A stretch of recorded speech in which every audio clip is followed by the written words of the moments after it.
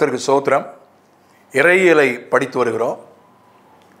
சபையை குறித்து இதுகாரும் கற்றுக்கொள்ள உதவி செய்தார். சபை என்கிற பாடம் நிறைவு பெற்றுவிட்டது கடந்த வகுப்போடு. இப்போ இந்த காணொளி வகுப்பில் நாம் நற்செய்தி பணியை பற்றி கற்றுக்கொள்ளப் போகிறோம். நற்செய்தி பணி, சுவிசேஷ பணி, இவாஞ்சலிசம் அப்படின்னா என்ன? சுவிசேஷ பணி என்றால் ஏதாகிலும் ஒரு விதத்தில் சுவிசேஷத்தை பிறருக்கு அறிவித்தல் அல்லது தெரியப்படுத்துதல், அதுதான் சுவிசேஷ பணி.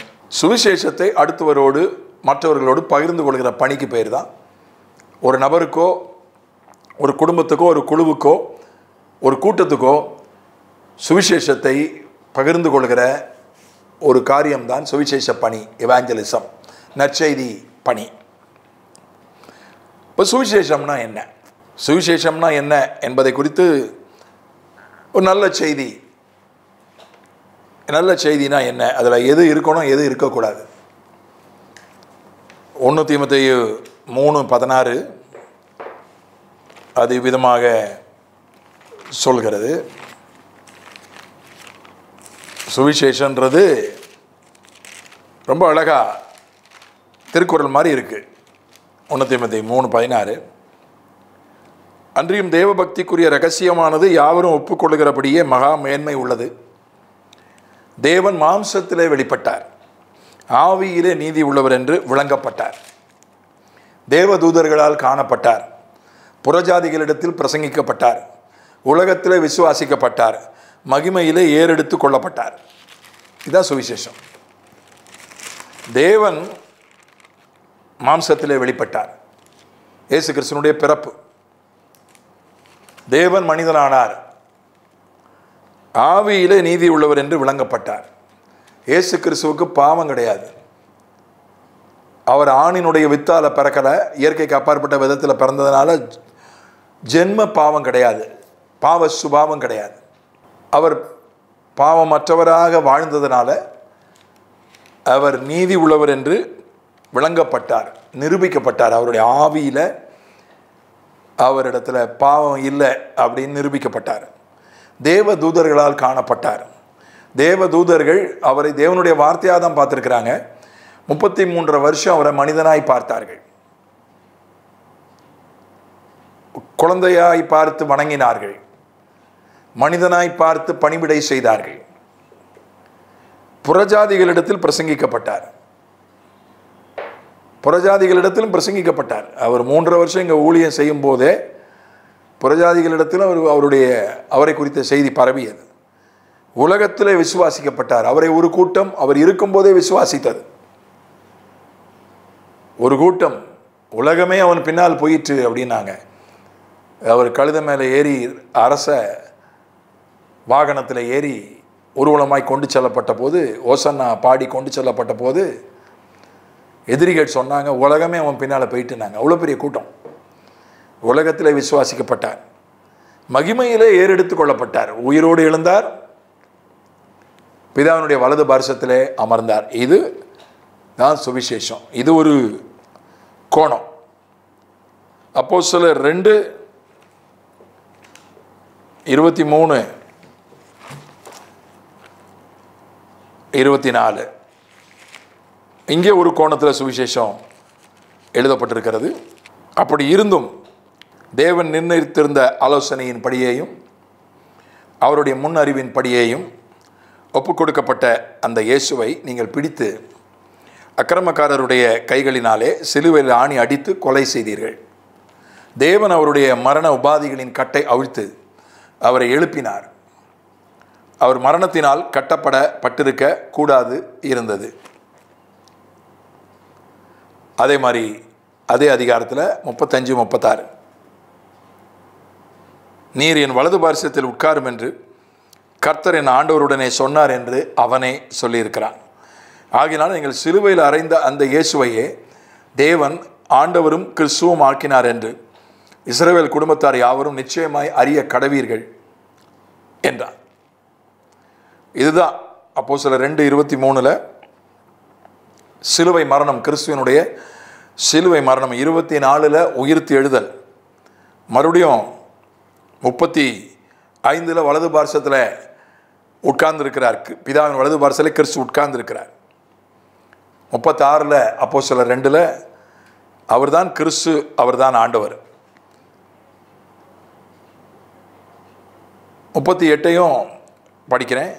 பேதுரு அவர்களை நோக்கி, நீங்கள் மனம் திரும்பி ஒவ்வொருவரும் பாவ மன்னிப்புக்கென்று இயேசு கிறிஸ்துவின் நாமத்தினாலே ஞானஸ்நானம் பெற்றுக்கொள்ளுங்கள், அப்பொழுது பரிசுத்த ஆவியின் வரத்தை பெறுவீர்கள். இதுவும் சுவிசேஷத்தின் ஒரு பகுதி. மனம் திரும்புங்கள், ஞானஸ்நானம் பெறுங்கள், பாவ மன்னிப்புக்கென்று ஞானஸ்நானம் பெறுங்கள், மனம் திரும்புங்கள். இதுவும் சுவிசேஷத்தின் ஒரு பகுதி தான். அப்போஸ்தலர் 2 23 38 வரை உள்ள சில முக்கியமான வாக்கியங்களை வாசித்தேன். அது மாதிரி அப்போஸ்தலர் 13 23 சுவிசேஷம் இன்னொரு கோணத்திலே சொல்லப்பட்டிருக்கிறது. யூதர்களுக்கு சொல்லப்பட்ட சுவிசேஷம் அது ஒரு கோணத்தில், அது ஒரு அணுகுமுறையில் சொல்லப்பட்டது. இப்போ அப்போஸ்தலர் 13 சொல்லப்பட்டிருக்கிறது புறஜாதிகளுக்கு சொல்லப்பட்ட அல்லது பவுலால் சொல்லப்பட்ட ஒரு அணுகுமுறை. அவனுடைய சன்னதியில் தேவன் தமது வாக்குத்தத்தத்தின்படியே இஸ்ரவேலுக்கு இரட்சகராக இயேசுவை எழும்ப பண்ணினார். தாவீதனுடைய சன்னதியில் இயேசு பிறந்தார், இரட்சகராக பிறந்தார். அப்புறம் 27 அதே அதிகாரத்தில், எருசலேமில் குடியிருக்கிறவர்களும் அவர்கள் அதிகாரிகளும் அவரை அறியாமலும் ஓய்வு நாள் தோறும் வாசிக்கப்படுகிற தீர்க்கதரிசிகளின் வாக்கியங்களை அறியாமலும் அவரை ஆக்கினைக்குள்ளாக தீர்த்ததினால் அந்த வாக்கியங்களை நிறைவேற்றினார்கள். இயேசு வேத வசனங்களின்படி சிலுவையிலே அறையப்பட்டார். அதான் இந்த வசனத்தினுடைய அர்த்தம். 32 அதே அதிகாரத்தில், நீர் என்னுடைய குமாரன், இன்று நான் உம்மை ஜெனிப்பித்தேன் என்று 2ஆம் சங்கீதத்தில் எழுதியிருக்கிறபடி இயேசு தேவனுடைய குமாரன். 33ஆம் வசனம் அதே அதிகாரத்தில், இயேசுவை எழுப்பினதினாலே தேவன் நம்முடைய பிதாக்களுக்கு அருளி செய்த வாக்குத்தத்தத்தை அவருடைய பிள்ளைகளாகிய நமக்கு நிறைவேற்றினார் என்று நாங்களும் உங்களுக்கு சுவிசேஷமாய் அறிவிக்கிறோம். இயேசு உயிரோடு எழுந்தார் என்பதே சுவிசேஷம் என்று இங்கே பவுல் சொல்லுகிறார். அதனால் சுவிசேஷம்னா என்ன? நல்ல செய்தி. நல்ல செய்தினா என்ன? தேவன் நம்மை தேடி வந்தார். தேவன் மனிதனாக பிறந்து மனிதனாக வாழ்ந்தார். இது ஒரு நல்ல செய்தி. நம்முடைய பாவங்களை, சாபங்களை, வியாதிகளை, கவலைகளை, பயங்களை தன்மேல் ஏற்று, நம்முடைய தண்டனையை தன்மேல் ஏற்று சிலுவையில் காயப்பட்டு ரத்தம் சிந்தி உயிரை கொடுத்தார். இது ஒரு நல்ல செய்தி. 3ஆவது நாள் உயிரோடு எழுந்தார். நல்ல செய்தி. பரலோகத்துக்கு ஏறி பிதாவினுடைய வலது பார்சத்தில் நமக்காக பரிந்து பேசி கொண்டிருக்கிறார். நல்ல செய்தி. இதான் நல்ல செய்தி. இப்போ அதோடு நின்று விடவில்லை சுவிசேஷம். சரி, இந்த செய்தியை நான் நம்புகிறேன், என்ன செய்யணும்? அப்போஸ்தலர் 2:38 வாசித்த வண்ணம் மனம் திரும்ப வேண்டும். நம்முடைய மனது இந்த உலகத்தை விட்டு, பாவத்தை விட்டு தேவனிடத்தில் திரும்புவது. மன அளவிலே நான் இனி ஆண்டவருக்காக வாழ்வேன் என்று தீர்மானிப்பது. அது நடைமுறைப்படுத்துவது 2வது கட்டம். முதல்ல மனசில் ஒரு தீர்மானம் எடுக்கிறது, இனி நான் இயேசுவுக்காக வாழ்வேன். மனம் திரும்புதல். மத்தேயு 4:17 அதை நம்ம வாசிக்கிறோம். அவர் பிரசங்கமே அதானே, மனம் திரும்புங்கள், பரலோக ராஜ்யம் சமீபித்திருக்கிறது என்று பிரசங்கிக்க தொடங்கினார். இயேசுனுடைய பிரசங்கமே மனம் திரும்புங்கள் தான். மனம் திரும்ப வேண்டும். அவருடைய நாமத்தில் மட்டுமே ரட்சிப்பு, மீட்பு, பாவ மன்னிப்பு, விடுதலை, நித்திய ஜீவன், மெய் சமாதானம், ஆசீர்வாதங்கள் உண்டு. இப்போ இயேசு கிறிஸ்து என்கிற நாமம் மட்டுமே ஒரே நாமம், அதிகாரப்பூர்வமான நாமம். அதை அப்போஸ்தலர் 4:12 வாசிக்கிறோம். அவராலே அன்றி வேறு ஒருவராலும் ரட்சிப்பு இல்லை. நாம் ரட்சிக்கப்படும்படிக்கு வானத்தின் கீழ் எங்கும் மனுஷர்களுக்குள்ளே அவருடைய நாமமே அல்லாமல் வேறொரு நாமம் கட்டளையிடப்படவும் இல்லை என்றார். அவருடைய நாமம் மட்டும்தான் ரட்சிக்கப்படுவதற்கு கட்டளையிடப்பட்டிருக்கிறது. அவருடைய நாமத்தை அறிவிப்பது, இயேசு என்கிற நாமத்தை அறிவிப்பது, அதுவும் சுவிசேஷம் தான். என்ன சொல்கிறாங்க உலகத்தில்? எல்லாம் ஒன்று தான், ஒரு கடவுள் தான் பல பேரில் இருக்கார், அப்படி இல்லை. அவருக்கு ஒரே ஒரு அதிகாரப்பூர்வமான பேர் தான், அந்த பேரில் தான் ரட்சிப்பு உண்டு. இப்போ ஒருத்தருக்கு பல பேர் இருக்குது. ஒருத்தரை தம்பின்னு கூப்பிடுறாங்க, ஐயான்னு கூப்பிடுறாங்க, சார்னு கூப்பிடுறாங்க, அவரை பட்ட பேர்லாம் வச்சு கூப்பிடுறாங்க, பாஸ்டர்னு கூப்பிடுறாங்க, அந்த மாதிரி ஆசிரியர்னு கூப்பிடுறாங்க, பிஷப்புன்னு கூப்பிடுறாங்க, பல விதமாக கூப்பிடுறாங்க. பேருன்னு என்ன எப்படி கூப்பிடுகிறார்கள்ன்றதான் பேருக்கு பேருன்ற அர்த்தம். அங்கிள்னு கூப்பிடுறாங்க, அப்பான்னு கூப்பிடுறாங்க, அண்ணன் கூப்பிடுறாங்க, பல விதமாக கூப்பிடுறாங்க ஒருத்தரை. ஆனால் அவருக்கு ஒரு பேர், என்ன பேர், அது ரெக்கார்டில் என்ன பேர் இருக்கோ, ஆதாரில் என்ன பேர் இருக்கோ அதான் அவர் பேர். பலர் பல பல பல பேரை வச்சிருக்கலாம். வீட்டில் கூப்பிடுறது எப்படி வேணால் கூப்பிடலாம். ஆனால் ரெக்கார்டில், கவர்மெண்ட் கெசட்டில், ஆதாரில் என்ன பேர் இருக்கோ அந்த பேர் தான் அதிகாரப்பூர்வமான பேர். அந்த மாதிரி தான் அந்த பேரை சொன்னால் தான் கவர்மெண்ட் ரெக்கார்டில் பேங்க் அக்கௌண்ட் அந்த பேரில் தான் ஆரம்பிக்க முடியும், அந்த பேரில் தான் லைசன்ஸ் கொடுப்பாங்க, அந்த பேரில் தான் எதுவுமே நடக்கும். இல்லை என்னை தம்பின்னு கூப்பிடுறாங்க, தம்புன்னு கூப்பிடுறாங்க, பாப்பான்னு கூப்பிடுறாங்க, என்னை பாப்போன்னு கூப்பிடுறாங்கன்னா அது கூப்பிட்டுக்கலாம். ஆனால் அதிகாரப்பூர்வமான பேர் இருக்குல்ல. அதனால் இயேசு என்கிற பேர் ரொம்ப முக்கியம். அவருடைய ஆண்டோடைய நாமத்தை அறிவிக்கணும். இதுதான் சுவிசேஷம். இப்போ பாஸ்வேர்டுன்னு ஒன்று இருக்குல்ல, அதை போட்டால் தானே திறக்குது. எல்லாத்துக்குமே பாஸ்வேர்டு இருக்குல்ல, பாஸ்வேர்டு அந்த வேர்டை போட்டால் தான் திறக்கும், வேறு எதை போட்டாலும் திறக்காது. அது மாதிரி பாஸ்வேர்டு இயேசு தான். ரட்சிப்பை திறக்கிறதுக்கு, பிதாவினிடத்தில் போகிறதுக்கு பாஸ்வேர்டு இயேசு, ஜீசஸ். அதை சொல்லணும். அதுதான் சுவிசேஷம். அந்த நாமத்தில் தான், என் நாமத்தினால எதை கேட்டாலும் அதை நான் செய்வேன். இயேசுன்ற பேரில் செய்யப்படுற ஜெபம் தான் கேட்கப்படும். அந்த இயேசுனுடைய பேரை அறிவிக்கிறது, இதுதான் சுவிசேஷம்னா. இதுதான். மற்றபடி வேற எதையும் அதில் போட்டு நம்ம, தெய்வீக சுகம் உண்டு, நம்முடைய வியாதிகளை சுமந்து தீர்த்துட்டாரு. ஆனால் எல்லாருக்கும் சுகமாகுமா அப்படின்னு சொல்ல முடியாது. பலருக்கு சுகமாகிறது. புதுசாக ஆண்டவரிடத்தில் வருகிறவர்கள் சிலர் சுகத்தை பெற்று தான், நான் சுகத்தால் தான் என் தீராத வியாதியில் இருந்தால் இயேசு என்னை சுகமாக்கினா நான் ரட்சிக்கப்பட்டேன்றாங்க. நல்லது, அது பலருடைய அனுபவம் அப்படி இருக்குது. ஆனால் சிலருக்கு சுகம் கிடைக்காம போகலாம்.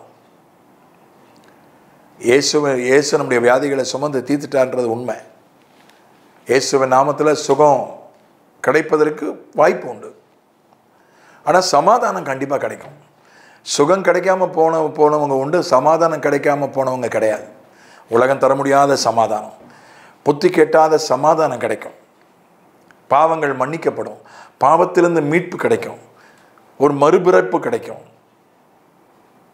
ஆவி உயிர்ப்பிக்கப்படும், மனுஷன் மறுபடி பிறக்கிறான், நித்திய ஜீவன் கிடைக்கும். மரணத்துக்கு பிறகு ஒரு முடிவற்ற வாழ்வு, ஒரு நிரந்தர வாழ்வு, ஒரு நல்ல வாழ்வு தான் நித்திய ஜீவன்.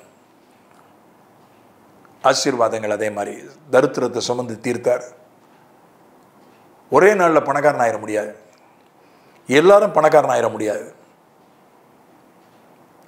ஆனால் எல்லார் தேவைகளையும் சந்திப்பார், படிப்படியாக சந்திப்பார். அதுவும் அதில் இருக்குது. அது சுவிசேஷத்தில் அறிவிக்கணும்னு கட்டாயம் இல்லை. ப்ராஸ்பரிட்டி காஸ்பல்னு ஒன்று இருக்குது. அவங்க என்ன சொல்கிறாங்க, கண்டிப்பாக நீ செழிப்பை குறித்து அழுத்தம் திருத்தமாக சொல்லணும், முதல்ல சொல்லணும் அப்படின்றாங்க. அதாவது இது ஒரு அறிமுகம் தான், இயேசுவை பற்றிய அறிமுகம். சுவிசேஷம்ன்றது என்ன, இதை அவ்வளோத்தையும் சொல்லணும்னு கட்டாயம் இல்லை. இயேசுவை பற்றிய ஒரு அறிமுகம், ஒரு பகுதி அறிமுகப்படுத்தி வச்சாலும் போதும். இப்போது என்னை அறிமுகப்படுத்தும் போது எப்படி அறிமுகப்படுத்துவாங்க? சிலர் பிரசங்கியாருன்னுவாங்க. ஒவ்வொருத்தர் ஒரு விதமாக அறிமுகப்படுத்துகிறாங்க. நான் பெரும்பாலும் அதை ஒன்றும் கண்டுக்கிறது இல்லை. எப்படியோ நீங்கள் அறிமுகப்படுத்திட்டு போங்க. நான் கொடுக்குற செய்தி, நான் பண்ணுகிற ஜெபம் என்னை அறிமுகப்படுத்த போகுது மக்களுக்கு. அதனால் நான் பெரும்பாலும் சிலர் பேராயர் என்று அறிமுகப்படுத்துவார்கள், சிலர் வேதாகம ஆசிரியர் அப்படின்னு அறிமுகப்படுத்துவாங்க, சிலர் தீர்க்கதரிசின்னு அறிமுகப்படுத்துவாங்க, சிலர் ஒரு பிரபலமான ஊழியக்கார பேரை சொல்லி அவருடைய உறவினர்னு அறிமுகப்படுத்துவாங்க, சிலர் எல்லாத்தையும் சொல்லி அறிமுகப்படுத்துவாங்க, சிலர் ஒன்றை சொல்லி அறிமுகப்படுத்துவாங்க, சிலர் நான் இருக்கிற ஊர் பேரை சொல்லி அறிமுகப்படுத்துவாங்க. அதனால் அறிமுகப்படுத்துவது அவ்வளவுதான். இயேசுவை அறிமுகப்படுத்துவது ஒரு வரியில் சொல்கிறதாவது சுவிசேஷம்னா, சுவிசேஷ பணினா என்ன? இயேசுவை அறிமுகப்படுத்துவது, மற்றவர்களுக்கு அறிமுகப்படுத்துவது, அதுதான் சுவிசேஷ பணி. ஏன் சுவிசேஷம் சொல்லணும்? அது அவரை அறிக்கையிடுவதை குறித்து ரோமர் 10:9 நம்ம பார்க்குறோம். இயேசுவை அறிக்கையிடணும். அதாவது அவரை நம்பி நான் இயேசுவை நம்புகிறேன்றத வார்த்தைகளில் வெளிப்படுத்தணும் அப்படின்னு ரோமர் 10:9 படிக்கிறோம். என்னவென்றால், கர்த்தராகிய இயேசுவை நீ உன் வாயினாலே அறிக்கையிட்டு தேவன் அவரை மரித்தோரிலிருந்து எழுப்பினார் என்று உன் இருதயத்தில் விசுவாசித்தால் ரட்சிக்கப்படுவாய். வாயினால் இயேசுவை நம்புறத வெளிப்படுத்தணும், அப்போது ரட்சிப்பு உண்டாகும். அதனால் அவருடைய நாமத்தில் அப்போஸ்தலர் 3 பார்க்குற மாதிரி அவர் நாமத்தின் மேல் வைக்கிற விசுவாசம் சர்வ அங்க சுகத்தை கொடுக்கும். அவருடைய நாமத்தை சொல்கிறது, ஒருத்தர் அறிமுகப்படுத்தும் போது கண்டிப்பாக பேரை சொல்லாமல் அறிமுகப்படுத்த மாட்டோம்.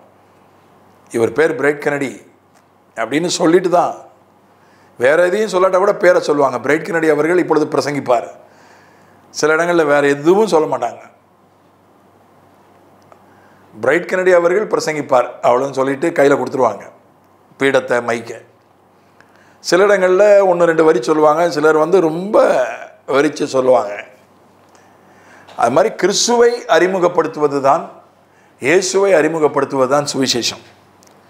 ஏன் சுவிசேஷத்தை மற்றவர்களுக்கு அறிமுகப்படுத்த வேண்டும்? எத்தனையோ மதங்கள் தங்களுடைய மதத்தை பற்றி மற்றவங்களுக்கு சொல்கிறதில்ல. நீங்கள் மட்டும் ஏன் சொல்கிறீங்க? நீங்கள் மட்டும் ஏன் மத பிரச்சாரம் பண்ணுறீங்க? இது மத பிரச்சாரம் இல்லை, இது இயேசுவை அறிமுகப்படுத்துவது. இயேசு ஒரு மதம் கிடையாது.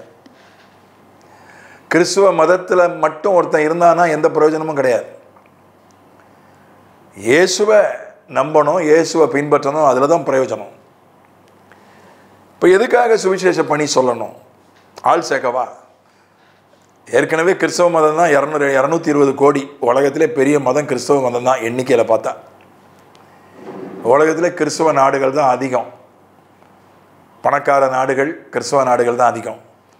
இராணுவ நாடுகள் கிறிஸ்தவ நாடுகள் தான் அதிகம். தொழில் வள நாடுகள் கிறிஸ்தவ நாடுகள் தான் அதிகம். இன்னும் எதுக்கு ஆள் சேர்க்கணும்? பலம் சேர்க்கணும், தேவையில்லையே. ஏன் சுவிசேஷத்தை மற்றவங்களுக்கு சொல்லணும்? ஒன்று நம்ம ஆண்டவருக்கு கீழ்ப்படுகிறதுக்காக. மார்க் 16:15 சொல்கிறது, அவர் நமக்கு கட்டளை கொடுத்துருக்கிறார். நீங்கள் போய் என்ன பண்ணுங்க, போய் சொல்லுங்க அப்படின்னு அவர் சொன்னதுனால, இயேசு கட்டளை இட்டதுனால அதுக்கு நம்ம கீழ்ப்படிய வேண்டியிருக்கு. கேட்குறான் கேட்கல அது வேற விஷயம், நம்பலை. பின்பு அவர்களை நோக்கி, நீங்கள் உலகம் எங்கும் போய் சர்வ சிருஷ்டிக்கும் சுவிசேஷத்தை பிரசங்கிங்கள். உலகம் எங்கும் போய் சுவிசேஷத்தை சொல்லுங்க. எல்லா தரப்பான மக்களுக்கும், ஏழை பணக்காரன், படித்தவன் படிக்காதவன், ஆண் பெண், எல்லாருக்கும், உயர்ந்தவன் தாழ்ந்தவன்,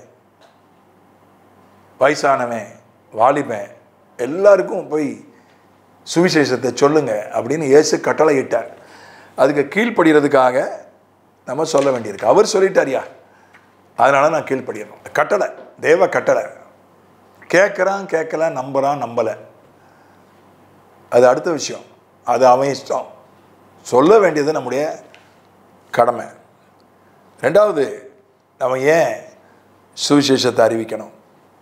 மற்றவர்களுடைய இரத்தப்பழியிலிருந்து நாம் தப்புவதற்காக. அப்போஸ்தலர் 20வது அதிகாரம் 26, 27 வசனங்கள். தேவனுடைய ஆலோசனையில் ஒன்றையும் நான் மறைத்து வைக்காமல் எல்லாவற்றையும் உங்களுக்கு அறிவித்தபடினாலே எல்லாருடைய இரத்தப்பழிக்கும் நான் நீங்கி நான் சுத்தமாக இருக்கிறேன் என்பதற்கு இன்றைய தினம் சாட்சிகளாக உங்களை வைக்கிறேன். உங்களுக்கு அறிவித்ததினாலே இரத்தப்பழிக்கு நீங்கி நான் சுத்தமாக இருக்கிறேன். இப்போ ஏன் அறிவிக்கணும்? ஆண்டவரை பற்றி ஏன் பவுல் சொல்கிறான்? ஆண்டவரை பற்றி நான் உங்களுக்கு அறிவிச்சிட்டேன், அதனால் உங்கள் இரத்தப்பழிக்கு நான் நீங்கிட்டேன், உங்கள் இரத்தப்பழி என் மேலே வராது. இந்த இரத்தப்பழி அப்படின்னா என்ன? ஒருத்தனை போய் நம்ம கொல்றோம், அதுதான் இரத்தப்பழி. இப்போ போலீஸு அவங்க சட்டப்படி கொல்றாங்க, நீதிபதி சட்டப்படி மரண தண்டனை கொடுக்காங்க, இராணுவத்தில் எதிரிகளை கொல்றாங்க, அது இரத்தப்பழி கிடையாது, அது அதிகாரம்.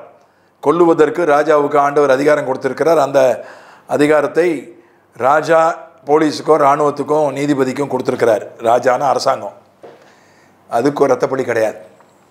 மிருகங்களை பறவைகளை கொல்றது இரத்தப்பழி கிடையாது. இறைச்சி சாப்பிட்றோம், மீன் சாப்பிட்றோம், அதெல்லாம் இரத்தப்பழி கிடையாது. இரத்தப்பழி என்ன? ஒருத்தரை கொலை பண்ணால் அது இரத்தப்பழி. அதே மாதிரி ஆண்டவரை பற்றி ஒருத்தருக்கு சொல்லாமல் விட்டா, வாய்ப்பு இருந்தும் சொல்லாமல் விட்டா அது இரத்தப்பழி. வாய்ப்பு இல்லை, அப்போ இரத்தப்பழி வராது. ஒருத்தருக்கு வாய்ப்பு இருக்குது, அவருக்கு ஆண்டவரை பற்றி சொல்ல எனக்கு ஒரு வாய்ப்பு வந்துச்சு, நான் சொல்லாமல் விட்டுட்டேன் அப்படின்னா அவர் அந்த ஆத்மா நஷ்டப்பட்டு போச்சுன்னா இரத்தப்பழி என் மேலே வரும். ஒரு கொலை குற்றம் என் மேலே வரும். நல்லா கவனிங்க, ஒரு கொலை குற்றம் என் மேலே வந்துடும், இதான் இரத்தப்பழி. அப்போ ஒரு கொலை குற்றம் என் மேலே வராமல் இருக்கனா, அவன் நரகத்துக்கு போயிட்டானா, அக்கினி கடலுக்கு போயிட்டானா, எனக்கு அந்த பழி என் மேலே வரும். அதனால் நான் சொல்லிடணும்.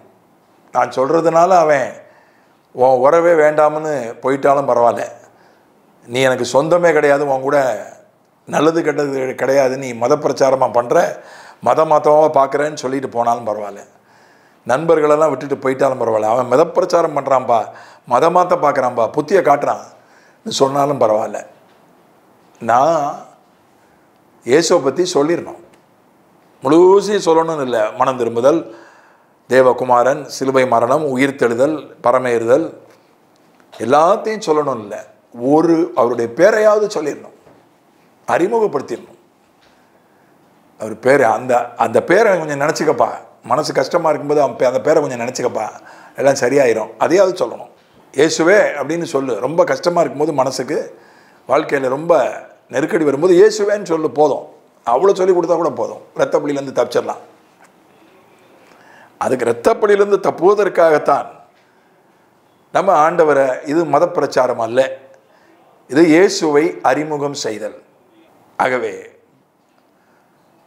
நாம் அவருக்கு கீழ்ப்படியணும்.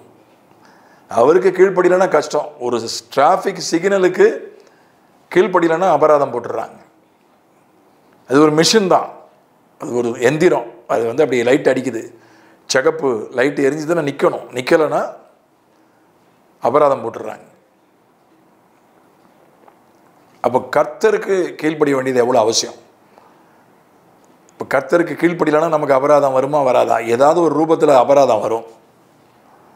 அதனால் நம்ம மற்றவங்களுக்கு, நமக்கு தெரிஞ்சவங்களுக்கு வாய்ப்பு கிடைக்கும்போது ஆண்டவரை அறிமுகப்படுத்தணும். அவர் பேரையாவது நம்ம அறிமுகப்படுத்தி விட்டால் போதும், பேரையாவது சொல்லிடணும். அதனால் சிலர் வண்டிக்கு பின்னால் எழுதியிருப்பாங்க, நோ ஜீசஸ் அப்படின்னு எழுதியிருப்பாங்க. No Jesus no peace. No Jesus N, முதல்ல என்ஓ, அந்த நோ இயேசு இல்லை என்றால் நோ ஜீசஸ் நோ பீஸ், சமாதானம் இல்லை. இன்னொரு நோ KNOW, அந்த know know Jesus no peace. இயேசுவை நீ தெரிந்து கொண்டால் சமாதானத்தை தெரிந்து கொள்கிறாய். ரொம்ப அழகா இதை எழுதி போட்டால் கூட போதும். நம்ம டிஸ்பிளே என்ன வைக்கிறோம், படிப்பான்ல, நமக்கு தெரிஞ்சவன் அதை படிப்பான்ல, அதை அறிமுகப்படுத்திக்கிட்டால் கூட போதும். டிஷர்ட்டில் ஜீசஸ்ன்னு எழுதியிருப்பாங்க, ஜீசஸ்ன்னு ஒரு பேட்ஜ் குத்திருப்பாங்க, வீட்டில் எழுதி வச்சுருப்பாங்க. அதை அவன் தெரிஞ்சுக்கிட்டால் கூட போதும். ஓ, இவன் வீட்டில் ஜீசஸ்ன்னு எழுதி போட்டிருக்கிறான், பேட்ஜில் குத்திருக்கான், டிஷர்ட்டில் ஜீசஸ்ன்னு வச்சுருக்கிறான், டிஸ்பிளே பிக்சரில் டிபியில் வச்சுருக்கான், ஸ்டேட்டஸில் வச்சுருக்கிறான். இதெல்லாம் கூட சுவிசேஷ அறிவித்தல் தான். இதெல்லாம் கூட அறிமுகம் செய்தது தான் இயேசுவை. நிறைய வழிகள் இந்த நவீன யுகத்தில், இந்த மீடியா யுகத்தில் நிறைய வழிகள் இருக்கின்றன. மீதியை நாம் அடுத்த வகுப்பில் பார்ப்போம். பிதாவே, இயேசுவின் நாமத்தில் உம்மை அறிமுகம் செய்வது தான் சுவிசேஷம். சுவிசேஷத்தை அறிமுகம் செய்வது எங்கள் மேல் விழுந்த கடமை. இல்லைனா உமக்கு கீழ்ப்படியாதவர்களாய் நீர் கட்டளை இட்டிருக்கிறீர், உம்முடைய கட்டளைக்கு நாங்கள் பயப்படணும், கீழ்ப்படியணும். நாங்கள் அடுத்தவங்களுக்கு உண்மை அறிமுகம் செய்யாவிட்டால் இரத்தப்பழி எங்கள் மேலே வந்துடும், கொலை குற்றம் எங்கள் மேலே வந்துடும். அதனால் நாங்கள் நேரடியாகவோ மறைமுகமாகவோ மீடியா மூலமாகவோ ஏதோ ஒரு விதத்தில் உம்முடைய நாமத்தை ஆகிலும் அறிமுகப்படுத்த, உம்மை பற்றி ஒரு வரியாகிலும் சொல்ல, எங்களுக்கு தெரிஞ்சதை நாங்கள் அனுபவித்ததை சொல்ல, எங்கள் சாட்சியையாவது சொல்ல எங்களுக்கு உதவி செய்யும். இயேசுவின் மூலம் பிதாவே, ஆமென்.